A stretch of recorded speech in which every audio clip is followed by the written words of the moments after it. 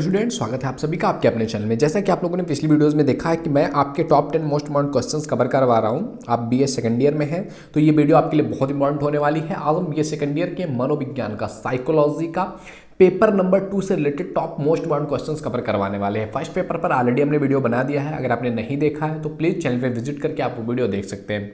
तो top 10 most important question में आज का हमारा पहला क्वेश्चन आपके सामने ये रहा। कह रहा है कि सांख्यिकी के स्वरूप व प्रकारों की विवेचना कीजिए। ये जो आपका सेकंड पेपर है ना, वो सेकंड पेपर स्टैटिक्स पर आधारित है, सांख्यिकी पर ही आधारित है। तो उसमें जितने भी क्वेश्चंस आप जाकर के देखोगे ना, वो सारे के सारे क्वेश्चन आपके सांख्यिकी पर ही आधारित हैं। तो सेकंड पेपर आपका सांख्यिकी ही है बेसिकली। तो इसमें आप कहेंगे, अगर सांख्यिकी के बारे में थोड़ा सा मैं बात करना चाहूँ तो सांख्यिकी कह सकते हैं कि एक विज्ञान के रूप में सांख्यिकी के विज्ञानों ने सांख्यिकी की तमाम सारी परिभाषाएं दिया हुआ है। जैसे एमजी कैंडल कहते हैं कि सांख्यिकी प्रदत्त संग्रह, उनके विश्लेषण तथा निष्कर्ष निकालने का विज्ञान है। इस पर विचार रखते हुए लोबिट महोदय कहते हैं कि सांख्यिकी एक ऐसा विज्ञान है जिसके अंतर्गत सांख्यिकी तथ्यों का संकलन, वर्गीकरण तथा सारणीयन इस आधार पर किया जाता है कि उसके द्वारा घटनाओं की व्याख्या तथा तुलना किया जा सके। इस तरह से तमाम सारे विद्वानों ने इस पर अपनी राय रखी हुई है और बताया हुआ है कि सांख्यिकी क्या है, सांख्यिकी के टाइप्स क्या है, इसके बारे में बात करते हैं। आप देखोगे सांख्यिकी के प्रकार बेसिकली 3 प्रकार के सांख्यिकी होते हैं: वर्णात्मक सांख्यिकी, अनुमानिक सांख्यिकी और पूर्व कथानिक सांख्यिकी। तो बेसिकली 3 प्रकार के होते हैं। उसके थोड़े से सब टॉपिक्स, उनकी विशेषताएं अलग अलग है। आप कहोगे तो इसका मैं आंसर के साथ भी वीडियो आपको प्रोवाइड करवा दूंगा, जिससे कि आपको काफ़ी हेल्प हो जाएगी। आप लोग कमेंट जरूर कीजिएगा अगर आपको आंसर वाला वीडियो चाहिए तो। अब आगे बात करते हैं सेकेंड क्वेश्चन की। सेकेंड क्वेश्चन आपके सामने कह रहा है, केंद्रीय प्रवृत्ति मापों से आप क्या समझते हैं? मध्यमान, मध्यांक और बहुलक एक दूसरे से किस प्रकार संबंधित है? अगर आपने मैथ पढ़ा होगा, आपने 6th 7th में भी ये चीज़ें देखी होंगी कि मध्यमान क्या होता है, मध्यांक क्या होता है, बहुलक क्या होता है, और ये कहीं ना कहीं एक दूसरे से कनेक्टेड होते हैं। तो किस रेशियो में कनेक्टेड होते हैं, किस तरीके से कनेक्टेड होते हैं, उनके बीच में क्या संबंध है? तो यहाँ पर जो बात किया गया है वो केंद्रीय प्रवृत्ति मापों के बारे में बात किया गया है, उनको निकालने के बारे में बात किया गया है। तो इसमें तमाम सारी चीज़ें काम में आती हैं। आप देखोगे पूरा स्टैटिक्स जो है मैथमेटिक्स ही है, आप देखोगे आकलन की तरह है। तो मध्यमान, मध्यांक, बहुलक आप देखोगे यहाँ पर निकालने के लिए कहा गया है। तो अगर आप बोलोगे तो इसका आंसर मैं प्रोवाइड करवा दूंगा आपको अच्छे तरीके से समझा करके। वीडियोस ऑलरेडी कुछ टॉपिक्स पर बन चुकी हैं, आप देखोगे जाकर के बीए सेकेंड ईयर साइकोलॉजी का आप जाकर के प्लेलिस्ट चेक करना, उसमें बहुत सारी वीडियोस आपके अवेलेबल है। लगभग सभी टॉपिक्स पर वीडियोस अवेलेबल है। ओके, अगला बात करते हैं। तीसरा क्वेश्चन आपके सामने दिख रहा है। तीसरा क्वेश्चन कह रहा है आपसे कि परीक्षण मापन से आप क्या समझते हैं? परीक्षण मापन क्या है, परीक्षण मापन से आप क्या समझते हैं, और इसके विभिन्न प्रकारों का वर्णन करना है कि परीक्षण मापन के विभिन्न प्रकार कौन कौन से हैं, इसका आप वर्णन करो। तो परीक्षण मापन से आप क्या समझते हैं, इस पर आपको बात करनी है। अगला क्वेश्चन आपके सामने दिख रहा है 4th नंबर का क्वेश्चन। ये क्या कह रहा है आपसे कि वैधता के स्वरूप और प्रकारों का विवेचन कीजिए। कि वैधता का स्वरूप क्या है, कैसे वैधता होती है, इनके टाइप्स क्या क्या हैं, उनके बारे में आपको बताना है अच्छे तरीके से, विस्तार से इस चीज़ का वर्णन करना है। अगले क्वेश्चन की तरफ बढ़ें तो अगला क्वेश्चन आपसे कह रहा है 5th नंबर का क्वेश्चन आप देखो। कह रहा है कि परीक्षण रचना के चरणों के संक्षिप्त वर्णन प्रस्तुत कीजिए। कि परीक्षण जो है कैसे कैसे किया जाता है, परीक्षण रचना, उनके स्टेप्स के बारे में आपको बात करना है, संक्षिप्त में थोड़ा सा उसके बारे में बात कीजिए। इन सभी टॉपिक्स को जानने के लिए चैनल पे आप विजिट जरूर कीजिए। अगर आप बीए में है ना, ये चैनल आपके लिए बहुत इंपॉर्टेंट है मेरे दोस्त। ऑलरेडी 1600 वीडियोज़ अवेलेबल हैं। आप फर्स्ट ईयर में हैं, आप सेकेंड ईयर में हैं, आप थर्ड ईयर में, आप किसी भी तीनों ईयर्स में से हैं, आपने कोई भी सब्जेक्ट ले रखा है, आप जस्ट चैनल पर विजिट करो, प्लेलिस्ट में जाओ, आपको वैल्यूएबल कंटेंट्स लगातार यहाँ पर मिलते रहते हैं। ओके मेरे दोस्त, आओ आगे बढ़ते हैं। अगला क्वेश्चन आपके सामने दिख रहा है 6 नंबर का क्वेश्चन। ये क्या कह रहा है? परिवारशीलता के विभिन्न मापकों की विवेचना करनी है। कि परिवारशीलता क्या है, इसके विभिन्न मापक क्या है, इन सभी के बारे में आपको क्या करनी है, विवेचना करनी है, व्याख्या करनी है।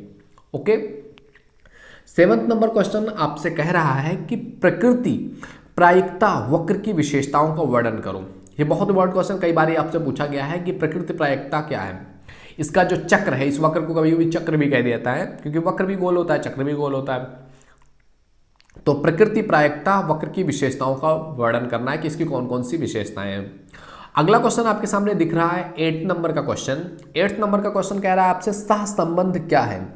रेखीय और आरेखीय सहसंबंधों की क्या भिन्नताएं हैं, इसके बारे में बात करना है।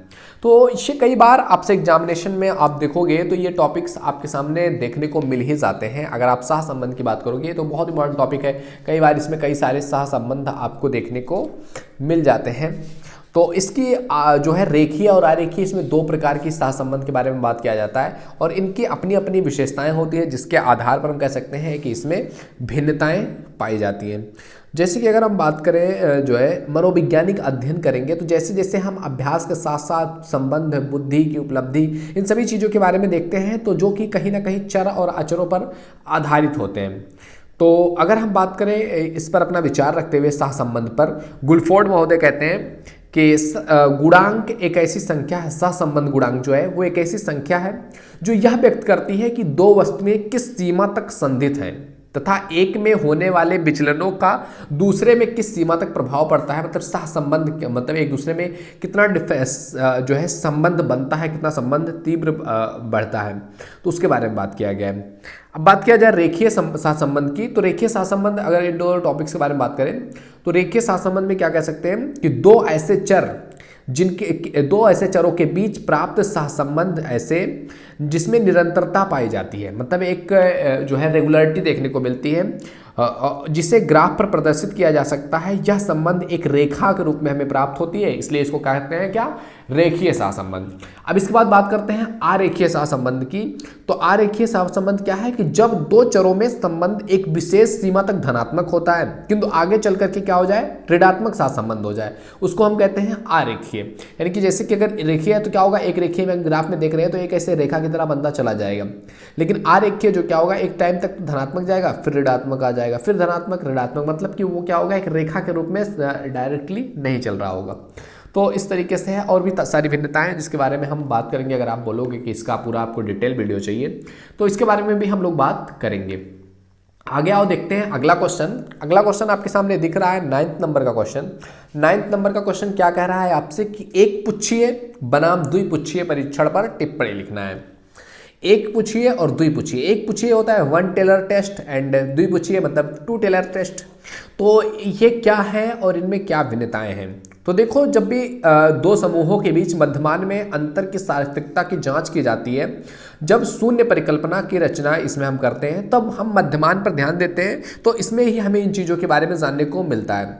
ओके, अगर आप कहोगे तो डिटेल वीडियो जरूर बनेंगी इस पर, तो आप क्वेश्चंस देख लीजिए। अगला क्वेश्चन 10th नंबर क्वेश्चन हम कह सकते हैं कि काई स्क्वायर या इसको काई वर्ग भी कहते हैं, कि काई स्क्वायर या काई वर्ग की विशेषता क्या है, इस पर आपको बात करना है कि काई वर्ग और काई की विशेषता क्या है।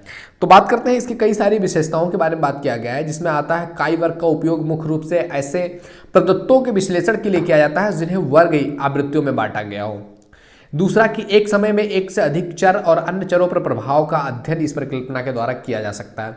तो इस तरीके से कई सारी इसकी विशेषताएं हैं जिसके बारे में जानना थोड़ा सा इंपॉर्टेंट हो जाता है। अगर आप ये पढ़ रहे हैं तो ये बहुत इंपॉर्टेंट क्वेश्चन ये आपके लिए है। टॉप 10 क्वेश्चन आप देख सकते हैं, यही रिपीटेडली आप देखोगे इसमें से कोई आपसे लघु उत्तरीय में पूछ लेगा, कोई अति लघु उत्तरीय में पूछ लेगा, कोई दीर्घ उत्तरीय में पूछ लेगा, बट कहीं ना कहीं कनेक्टेड ये चीज़ें होती हैं आपस में।